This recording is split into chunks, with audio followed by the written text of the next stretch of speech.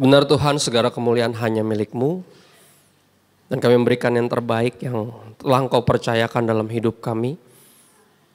Dan kami berdoa di waktu yang sekarang ini, waktu yang terbaik, bagian terbaik yang Engkau katakan gak boleh dirampas dari kami memanfaatkan dengan baik, dengan membuka hati kami selebar-lebarnya, dan membuka isi hati Tuhan, itu firman-Mu sebanyak-banyaknya, karena kami tahu iman kami hanya bisa timbul dari pendengaran akan firman Tuhan.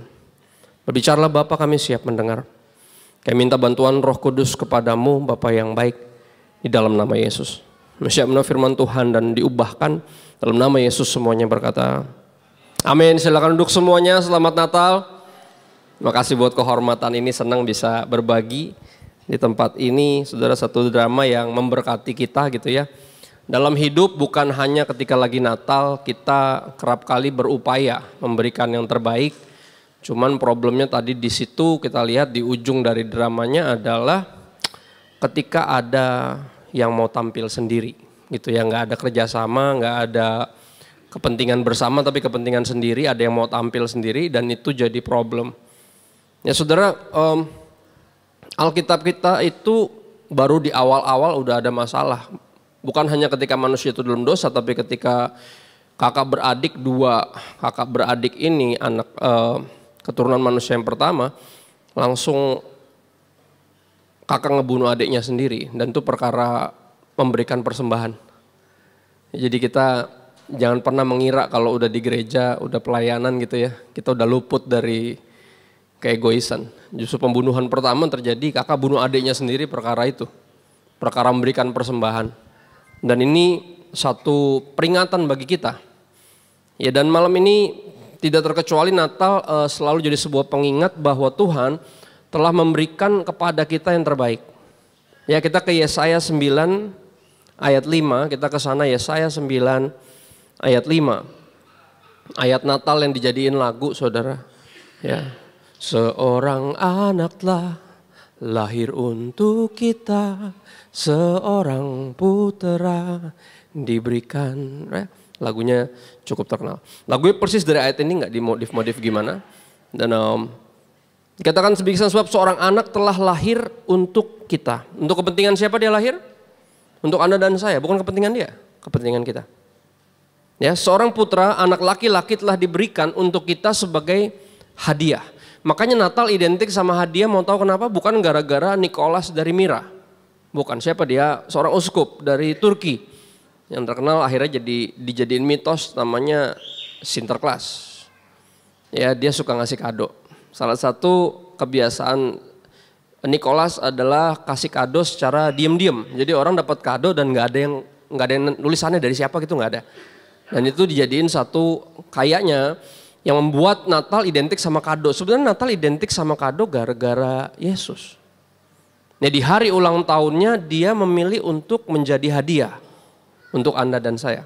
Dia yang ulang tahun, dia yang jadi kado. Nah, kalau kita kebalik, kita agak aneh. Bukan kita yang ulang tahun, kita yang kepo. Dapat kado apa ya gue Natal ini? Lah emang lu yang ulang tahun? Bukan. Tapi kita yang kepo. Natal tahun ini saya dapat apa ya? Kan gitu. Ya, malam ini mestinya nggak ada pertanyaan gitu lagi karena yang ulang tahun bukan kita. Tadi seperti anak-anak kecil tadi pas menari mengatakan di lagunya Happy Birthday Jesus. Ya, kalau Yesus yang ulang tahun mestinya kita bertanya itu dibalik. Jangan Natal tahun ini saya dapat apa? Bukan. Natal tahun ini saya bawa siapa? Kepada Yesus. Kan itu yang Yesus suka. Ya, satu orang berdosa bertobat, seluruh sorga bersorak-sorai. Itu yang Yesus suka. Tahun ini, Natal tahun ini kita bawa siapa? Kepada Yesus. Sebagai hadiah, karena dia sudah lebih dulu menjadi hadiah bagi Anda dan saya. Lambang pemerintahan ada di atas bahunya. Kakek saya almarhum seorang tentara, saudara, ada baju dia yang isinya tuh di sini pangkat-pangkatnya, kotak-kotak warna-warni. Ya, terus dia, karena saya cucu paling tua, dia selalu ceritain banyak hal ke saya. Dia bilang semakin banyak warna-warninya, semakin banyak pangkatnya, itu orangnya semakin lebih terhormat, lebih punya otoritas. Jadi ketika saya baca ayat ini saya ingat itu. Lambang pemerintahan di atas bahunya, makanya sebelum Yesus naik ke sorga, kalau udah ingat dia ngomong apa? Segala kuasa di sorga dan di bumi telah diberikan kepadaku. Artinya dia punya segala otoritas untuk ngapain? Nyuruh-nyuruh kita. Makanya habis itu dia bilang apa? Karena itu Karena sayalah yang paling berkuasa di sorga dan di bumi. Pergilah, jadikan semua bangsa muridku. Baptislah mereka dalam nama Bapa dan Anak dan Roh Kudus, dan ajarlah mereka melakukan segala sesuatu yang telah kuperintahkan kepadamu. Anda ingat amanat agung? Ya, lambang pemerintahan di atas bahunya, jadi Yesuslah yang paling, dia bukan anak sembarangan berarti. Jadi dia akan jadi pribadi yang paling berotoritas. Dan namanya akan disebutkan orang, kenapa disebut orang? Karena dia nggak perlu ngaku-ngaku. Yang ngaku-ngaku soalnya gampang. Yang ngaku-ngaku nabi, ngaku-ngaku Mesias, ngaku-ngaku Tuhan. Right? Tapi apa? Orang akan sampai kepada kesimpulan, kepada pengenalan yang sungguh akan siapa Yesus yang sesungguhnya. Kenapa pengenalan siapa Yesus yang sesungguhnya penting? Akan berkaitan sama tema kita.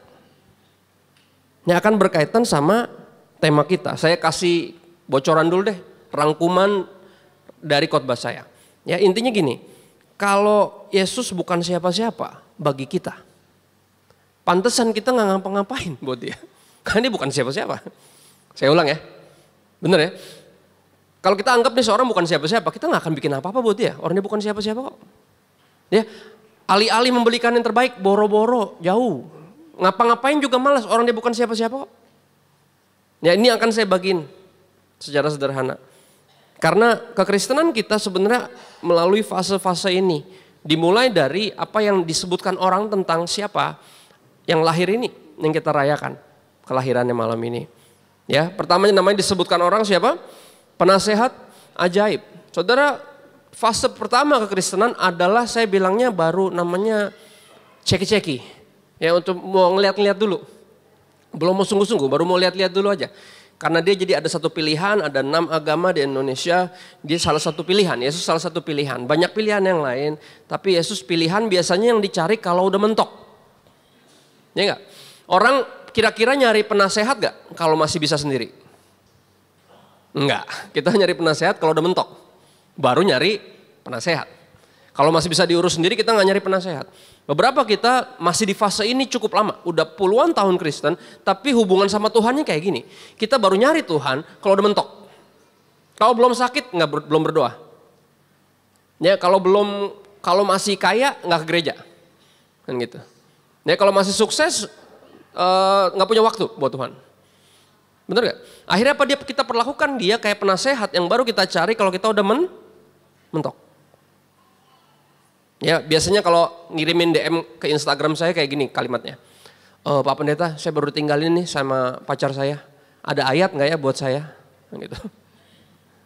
Jawaban saya selalu sama. Banyak dari Kejadian sampai Wahyu buat lu semua tuh. Baca aja. Kan? Kenapa? Karena baru nyari Tuhan ketika udah mentok. Ini fase pertama sebagai orang Kristen, kita baru mulai menjadikan Yesus pilihan yang kesekian, karena udah mentok. Kayak ban serep yang dicari cuman kalau ban utamanya meletus kan gitu. Ya. Dan ini yang terjadi. Tapi ini yang menarik, ketika orang mulai mendekati Yesus dengan motivasi demikian, hanya mau cari untung buat diri sendiri, kalau saya bilangnya seperti itu. Ya, ini dia yang menarik, ketika kita mulai dengerin nasihatnya, keajaiban mulai terjadi dalam hidup kita. Ya, mujizat mulai terjadi dan kita menyadari yang bisa bikin mujizat kan cuma Tuhan. Berarti dia bukan penasehat biasa nih. Dan bukan cuma penasehat ajaib doang, dia adalah Allah yang perkasa. Nah, di step ini kita masuk lebih dalam kekristenan. Ini step kedua namanya. Di sini kita mulai sungguh-sungguh, mulai gereja, ya mulai rutin datang gereja, bahkan mungkin udah mulai pelayanan, mulai namanya beragama Kristen. Di dalam agama kita menyembah Allah yang perkasa. Jadi apa? Sederhana aja, lu jangan macam-macam sama dia. Ya, mighty God, layak ditakuti. Seperti yang Yesus bilang, kalau mau takut jangan takut sama yang bisa ngebunuh tubuh. Takutlah sama dia.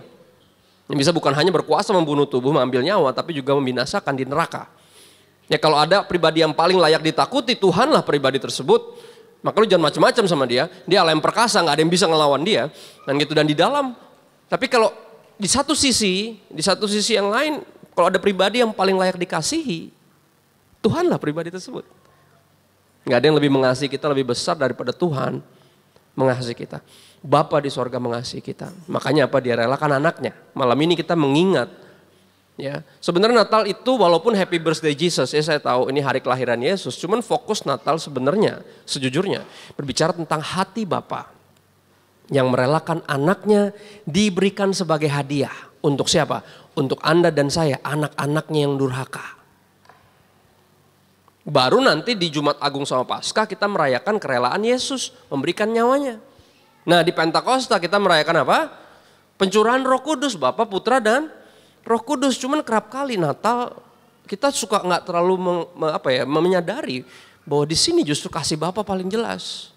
Bapa memberikan anaknya sebagai hadiah buat kita. Hanya untuk meyakinkan kita bahwa Anda dan saya di matanya masih anak-anaknya. Walaupun kita udah bengal, walaupun kita udah nakal, walaupun kita udah terhilang, walaupun kita udah kurang ajar, udah durhaka, di matanya kita masih anak-anaknya. Makanya dia hadiahkan kepada kita Yesus. Nah di fase ini saudara, sekali lagi di fase beragama ini semua didorong oleh rasa takut. Karena menyembah Allah yang perkasa.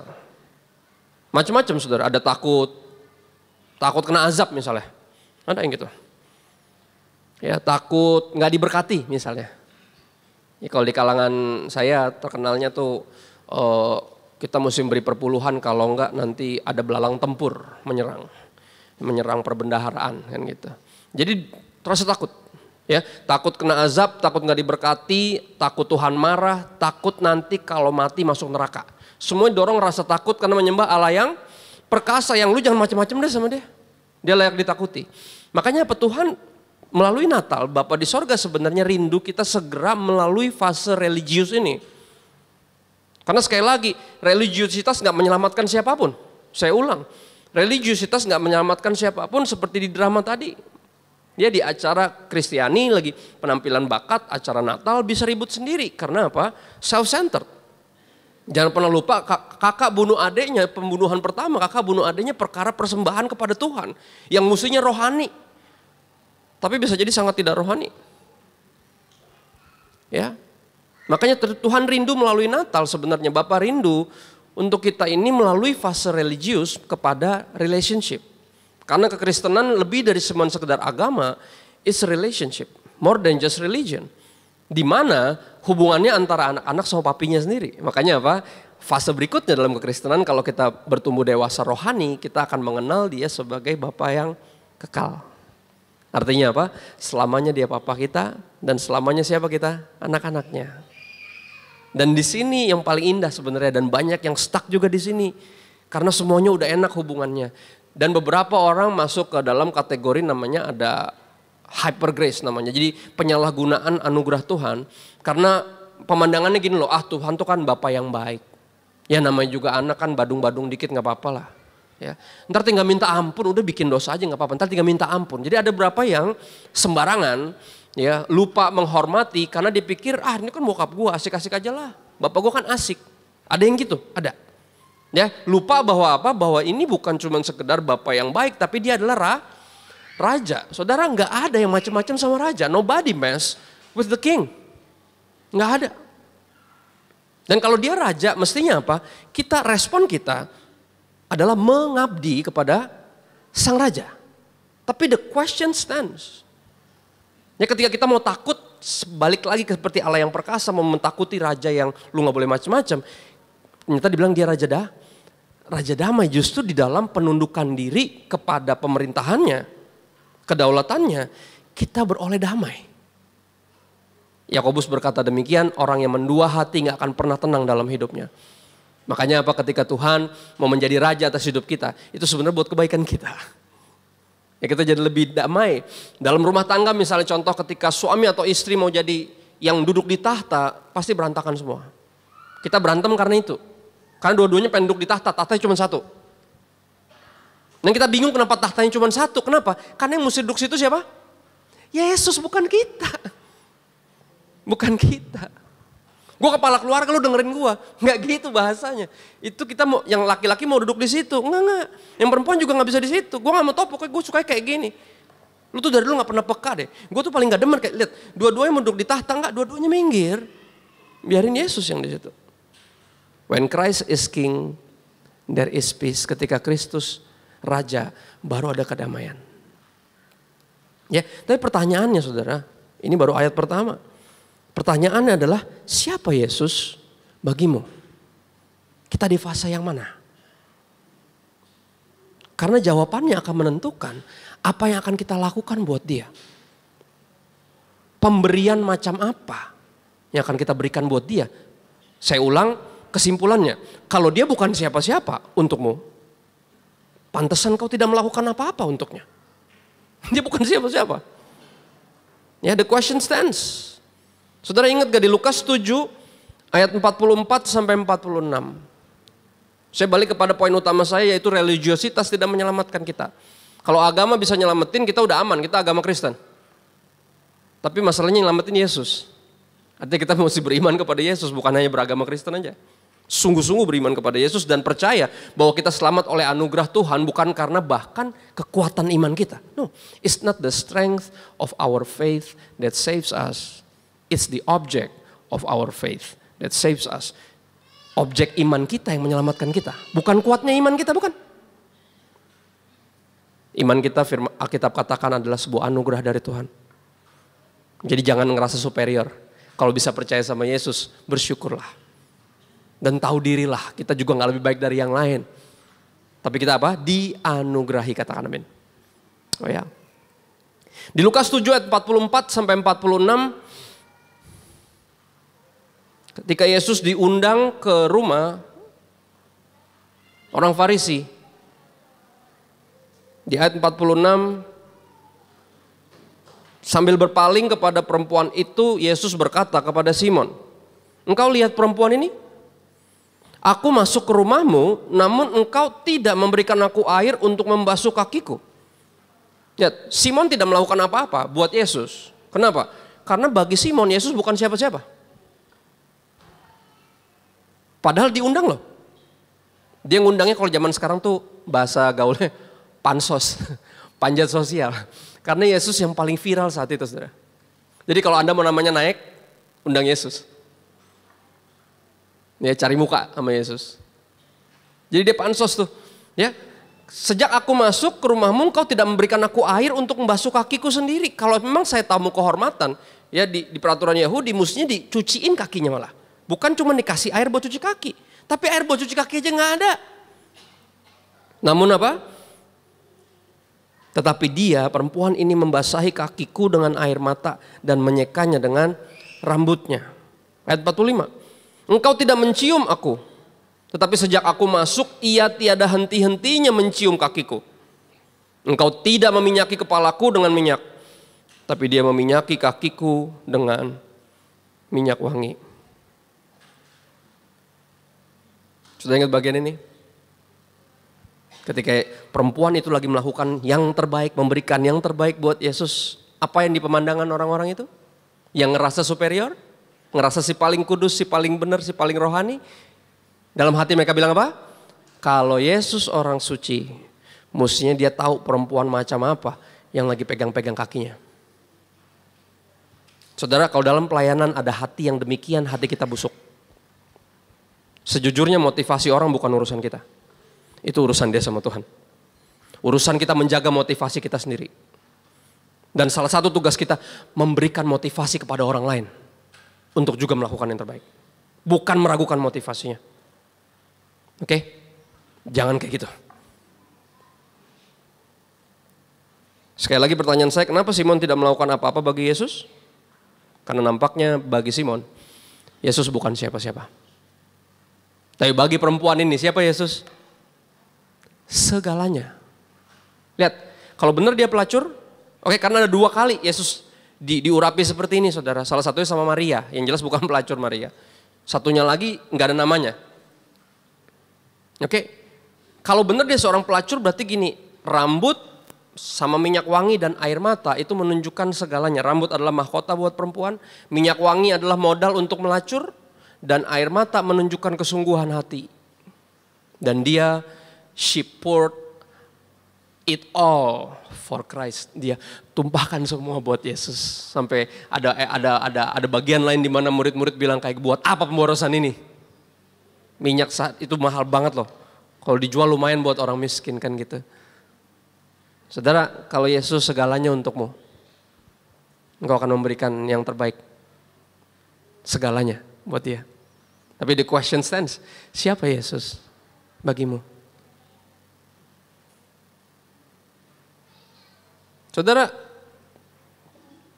kita mesti hati-hati sekali lagi karena sekali lagi religiusitas memungkinkan seseorang melakukan segala sesuatu sebagai sebuah pencitraan demi apa? Demi kepentingan sendiri seperti yang kita lihat di drama tadi. Di Matius 23 ayat 5, ini yang Yesus katakan tentang orang-orang ini, kaum yang nanti akan kita bahas dari awalnya. Dari awalnya bahkan ketika Yesus baru lahir, kita udah tahu mereka ini makhluk-makhluk bermasalah. Yang ngerasa superior. Si paling tahu, ahli Taurat, Farisi, religius elit.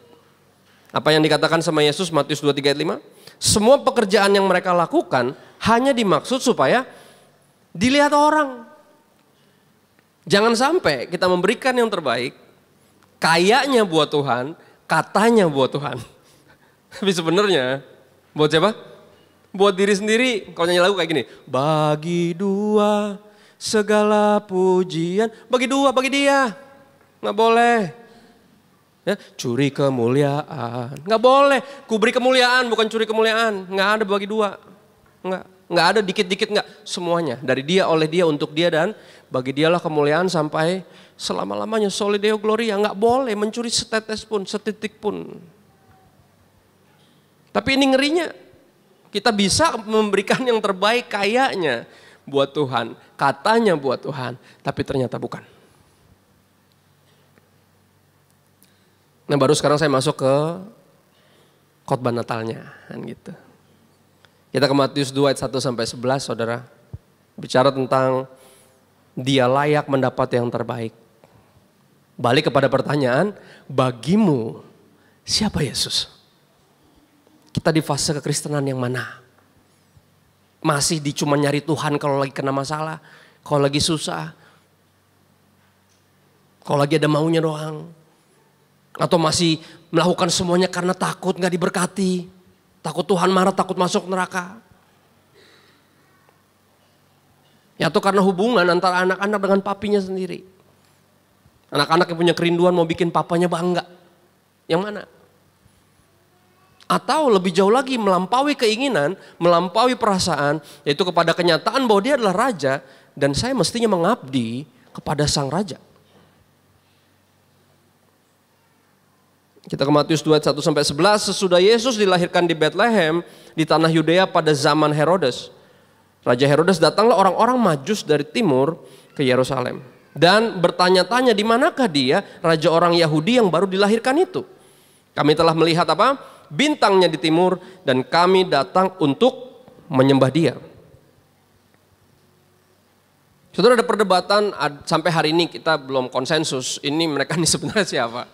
Ada yang bilang orang-orang Yahudi yang di pembuangan ke Babel nyangkut di sana karena nggak semuanya balik ke tanah mereka. Ada yang bilang ini orang-orang lain gitu. Tapi kalau saya lebih pro, kalau saya lebih pro ke mereka orang-orang Yahudi yang di pembuangan. Karena yang mereka nantikan tanda bintang itu udah ditulis di perjanjian lama.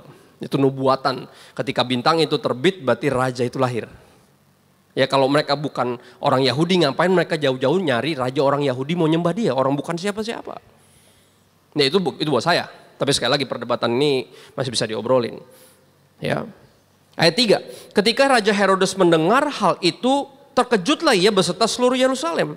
Kenapa dia terkejut? Karena dia gak suka ada raja lain selain dia.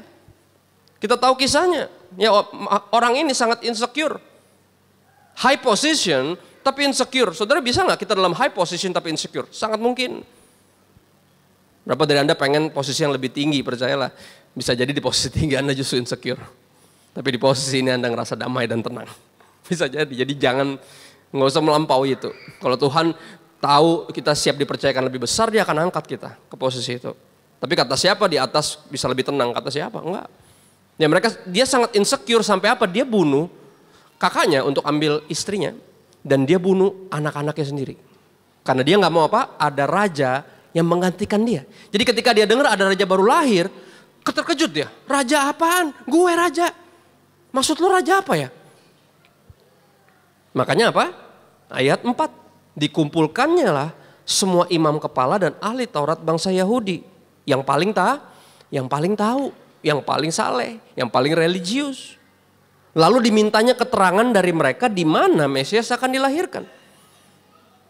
Dan mereka apa? Berkata kepada Herodes di Bethlehem, di tanah Yudea, karena demikianlah ada tertulis dalam kitab Nabi, dan engkau Bethlehem, tanah Yehuda, engkau sekali-kali bukanlah yang terkecil di antara mereka yang memerintah Yehuda. Karena daripada mula akan bangkit seorang pemimpin yang akan menggembalakan umatku Israel. Mereka tahu nggak? Tahu. Di mananya tahu nggak? Tahu. Tapi pertanyaannya, mereka ikut nggak nyariin? Saudara, sekali lagi poin saya, religiositas tidak akan menyelamatkan siapa-siapa. Oke. Jadi kalau kita memberikan yang terbaik bagi Tuhan, please harus karena relation, karena relasi, karena hubungan dengan Tuhan. Karena kita mengenal dan mengasihi Tuhan. Bukan karena takut, bukan karena harus, bukan karena peraturan, harus gini gak boleh gitu. Bukan. Ya. Lalu dengan diam-diam Herodes memanggil orang-orang Majus itu dan dengan teliti bertanya kepada mereka, kapan atau bila mana bintang itu nampak? Kemudian ia menyuruh mereka pergi ke Bethlehem, katanya pergi dan selidikilah dengan seksama hal-hal mengenai anak itu, dan dengan segera setelah kamu menemukan dia, kabarkanlah kepadaku supaya aku pun datang menyembah dia. Tapi apa? Tapi bohong. Kan dia gak mau ikut nyembah. Dia mau ngebunuh Yesus. Dan ini yang dia lakukan setelah itu, benar gak? Anak laki-laki umur 2 tahun ke bawah, bunuh semua. Puji Tuhan, Yesus diungsikan kemana? Mesir. Jadi gak ikut dibunuh.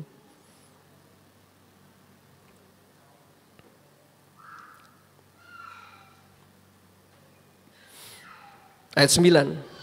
Setelah mendengar kata-kata raja itu, berangkatlah mereka dan lihatlah bintang yang mereka lihat di timur itu, yang 2 tahun lalu mereka lihat, mendahului mereka hingga tiba dan berhenti di atas tempat di mana anak itu berada.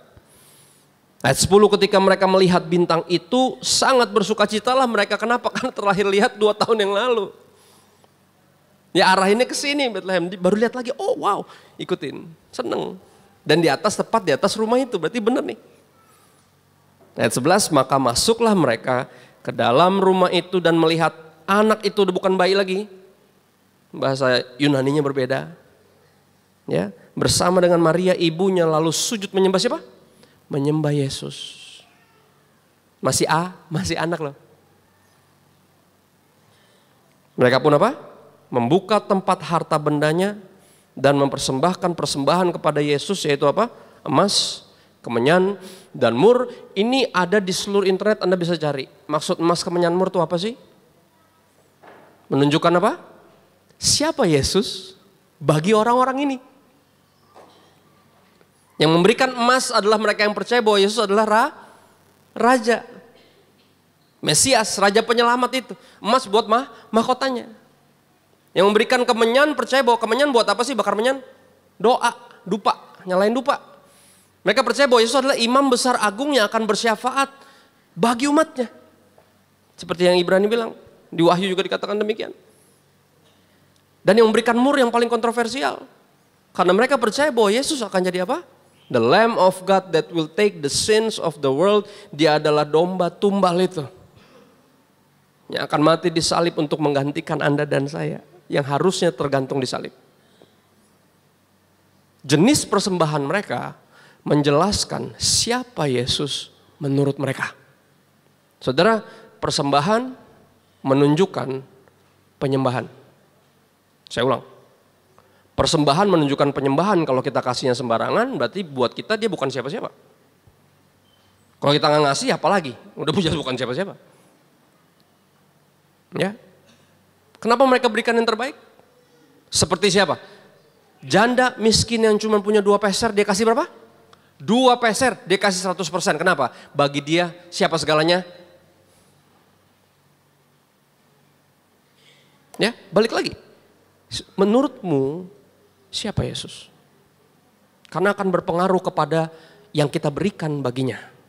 Kalau dia bukan siapa-siapa, kita kasihnya, kita nggak usah ngasih satu, atau kalau kasih sembarang-sembarang aja, suka-suka kita, ya, sakarepe dewek itu bahasa Ibraninya, suka-sukanya sendiri. Ya. Saya tutup dengan ini saudara, Kolose 3 ayat 17, terus baru nanti 23 dan 24. Musisi boleh mainkan lagu sedih, supaya saya terdengar lebih rohani, biar berasa di rumah. Kalau di karismatik diiringin, biar sedih. Enggak sih, kita gak perlu sedih-sedihan malam ini.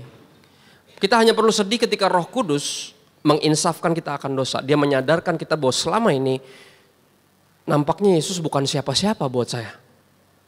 Pantesan saya memberikan segala sesuatunya formalitas, sekedarnya, biar dilihat orang, buat kepentingan saya sendiri. Malu apa kata orang, saya ini penatua, saya ini majelis. Tetapi biar malam ini, ya kembali kita dibawa untuk menjawab pertanyaan ini. Menurutmu, ingat ini pertanyaan Yesus loh. Dia sempat nanya sama murid-muridnya, menurut orang-orang saya ini siapa? Mereka jawab, tak.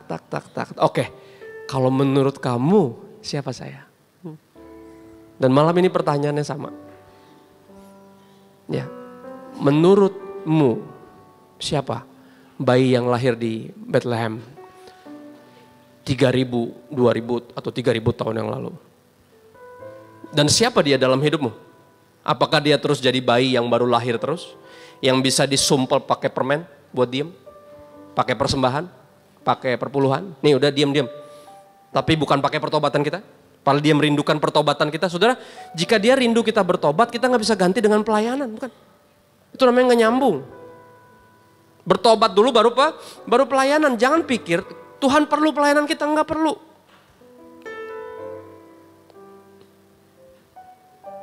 Ya. Di Kolose 3 ayat 17 dikatakan demikian.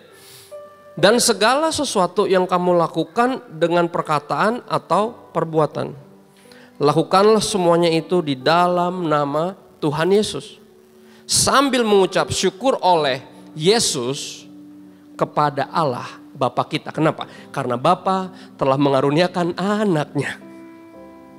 Jadi semua yang kita lakukan dalam hidup ini harus kita lakukan apa?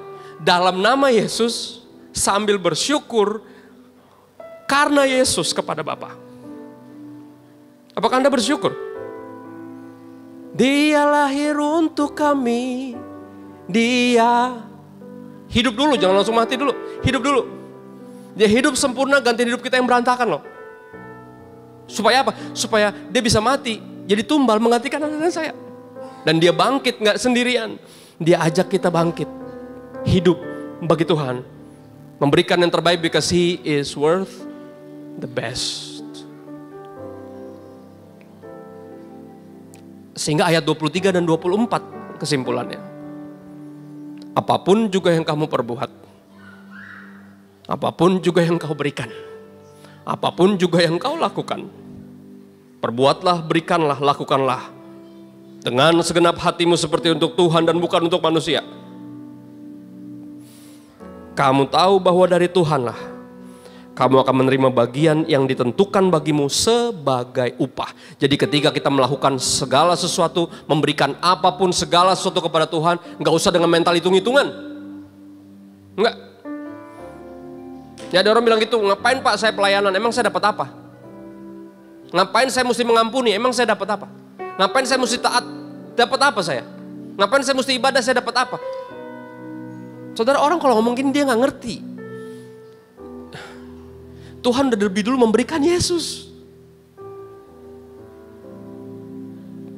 Saudara, kalau saya bertanya kepada kita semua, kalau ikut Yesus nggak ada jaminan berkat finansial, kesembuhan fisik,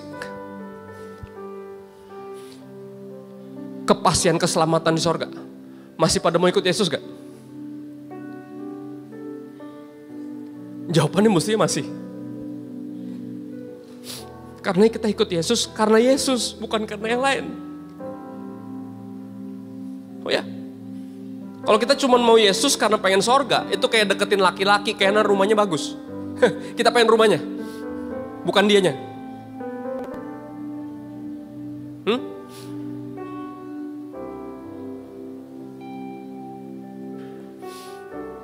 Karena dari Dialah kita akan menerima bagian yang telah ditentukan sebagai upah. Kristus adalah Tuhan dan siapa kita? Hamba-hambanya. Kalau Dia Tuhan, Dia Raja, dan kita hamba-hambanya, He is worth of our best. Dan malam ini saya sungguh-sungguh kembali bertanya, siapa Yesus menurutmu? Kalau Dia bukan siapa-siapa, pantesan kita gak memberi apa-apa. Kita gak ngapa-ngapain buat Dia. Orang Dia bukan siapa-siapa. But if He is penasehat yang ajaib, Allah yang perkasa, Bapa yang kekal, Raja damai. Jika Dia adalah segalanya bagi kita, apa yang menahan kita dari tidak memberikan segalanya buat Dia? Suatu yang perlu direnungkan malam ini. Dan aku undang para worshipers, para pemuji untuk menyanyikan lagu yang menurut saya baik untuk dijadikan doa, saudara.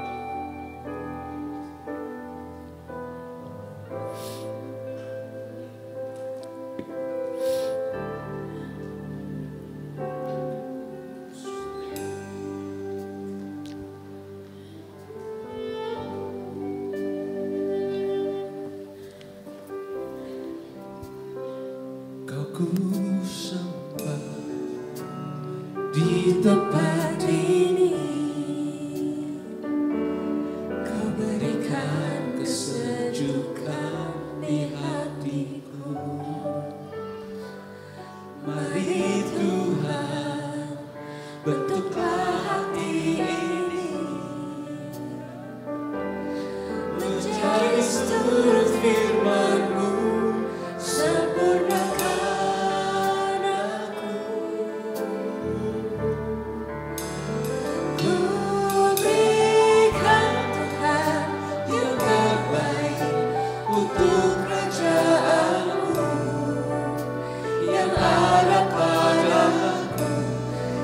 ku serahkan bagimu, layakanku Tuhan bersembahkan yang ada padaku, biar menjadi berkat buat kemuliaan hormat bagimu.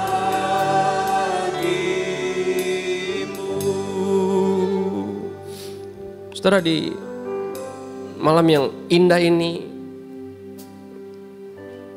pertanyaan saya kembali, saya ulang-ulang aja. Ya, siapa Yesus bagimu? Dan jika Yesus segalanya bagimu, malam ini ada undangan untuk kembali menjawab panggilan itu. Orang bertanya, panggilan saya belum tahu panggilan saya apa, Pak. Panggilan orang secara umum adalah hidup untuk Tuhan. Apapun profesinya. Saya bersyukur lahir di keluarga pendeta yang gak paksain anak-anaknya untuk sekolah Alkitab, untuk jadi pendeta. Saya bersyukur. Tapi ini yang dia bilang, almarhum ayah saya selalu bilang gini, kalian gak harus jadi pendeta, tapi harus jadi pelita. Apapun profesimu, lakukanlah dengan segenap hatimu seperti untuk Tuhan. Dan bukan untuk manusia. Jangan kayak dunia ini yang melakukannya buat kepentingannya sendiri. Di malam ini ada panggilan. Dan saya rindu saudara menjawab panggilan itu. Untuk hidup bagi Tuhan. Dan memberikan yang terbaik baginya.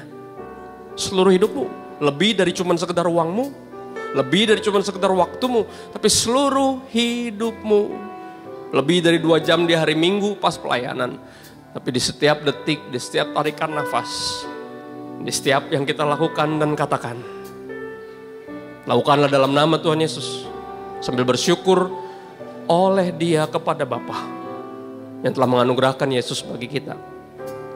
Saya undang bangkit berdiri semuanya. Kita nyalakan lilin kita, masing-masing sudah dapat. Saudara, walaupun ini lilin-lilinan, tapi yang saya suka dari lilin beneran adalah ketika dia menyala, dia akan habis. Ya, dan itu penggambaran buat hidup kita sebenarnya. Biar kita menyala dan habis untuk kemuliaan Tuhan. Bukan untuk diri kita sendiri. Bukan hanya untuk menerangi jalan kita sendiri, tapi buat orang-orang lain juga. Dan saya berdoa panggilan ini masing-masing menjawab di dalam hatinya. Sambil kita nyanyikan lagu ini lagi.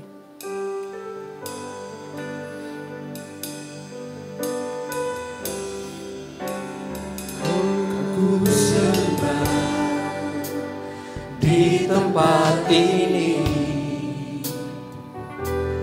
Kau berikan kesejukan di hatiku.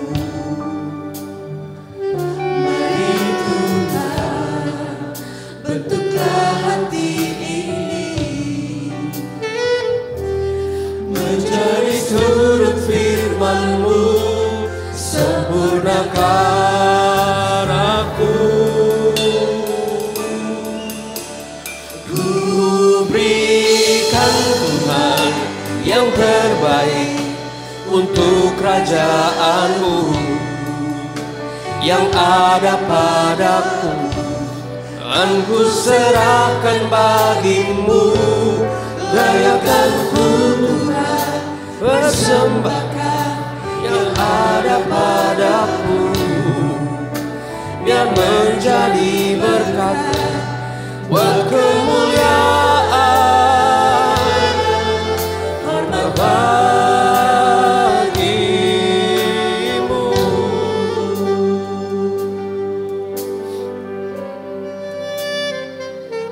Bersyukur Tuhan buat hadiah terindah yang kami bisa terima dalam hidup ini, yaitu Yesus sendiri. Makasih masih menganggap kami sebagai anak-anak-Mu ya Bapa. Masih terus sabar sama kami. Yang selama ini mungkin hidup bagi diri kami sendiri. Memberikan yang seadanya, sekedarnya, sesuka-sukanya. Kami bersyukur malam ini kehadiran-Mu dan firman-Mu mencerahkan kami, memerdekakan kami, dan memeluk kami, sehingga kami sungguh-sungguh memberikan yang terbaik bagi-Mu, because You are worth it. You are worth of our best. Engkau layak mendapatkan yang terbaik dari kami, dan ini seluruh hidup kami Tuhan, kami berikan sebagai persembahan kepadamu. Makasih ya Bapa. Kami percaya Roh Kudus akan terus berbicara, bahkan ketika hamba-Mu sudah berhenti. Kami minta bantuan Roh Kudus, mampukan kami jadi pelaku firman dan bukan pendengar saja. Kami minta bantuan Roh Kudus kepadamu Bapa yang baik, di dalam nama Yesus. Semua siap menjadi pelaku firman dan memberikan yang terbaik. Hidup hanya bagi Tuhan. Semuanya berkata amin.